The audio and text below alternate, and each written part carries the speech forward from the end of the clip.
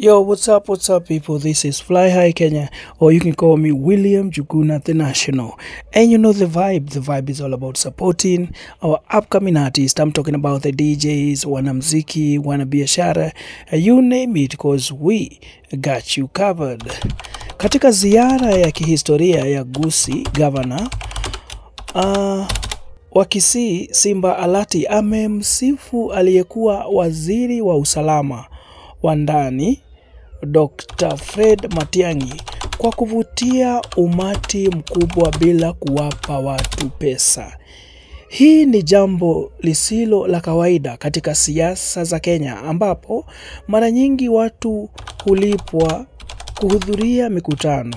Arati amesisitiza kuwa Dr. Matiang'i anapendwa kwa kazi nzuri alizofanya wakati akiwa serikalini, hasa katika kupambana na uhalifu na kuhakikisha usalama wa nchi unaweza kuangaliwa. Zaidi ya hayo, Arati amefichua kuwa maisha ya Matiang'i yako hatarini kutokana na vitisho vya magenge ya kihalifu, hali ya iliyomlazimu kubadilisha magari mara kwa mara ili kujilinda.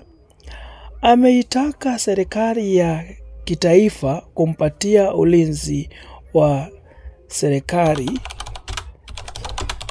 haraka iwezekanavyo. Katika hotuba zake, Arati pia ametangaza mpango wa usajili mkubwa wa wapiga kura zaidi ya milioni 2 kutoka Kisii, Nyamira na Wagusii walioko diaspora ili kuhakikisha kuwa jamii ya Gusii na sauti yenye nguvu ifikapo uchaguzi wa 2027.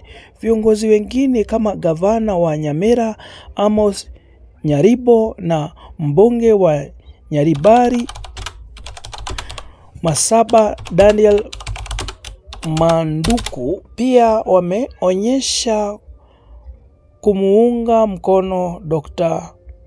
Fred Matiang'i kama mgombea anayefaa kumkabili Rais William Ruto. Hii ni ishara kuwa sasa eneo la Gusii zinachukua mwelekeo mpya zenye mshikamano, matumaini na dira ya uongozi bora kwa taifa nzima. Tazama, sikiliza hii kwa undani, toa maoni yako na usisahau kusambaza ujumbe huu wa matumaini kwa Wakenya wote. But kwa sasa, kwaheri.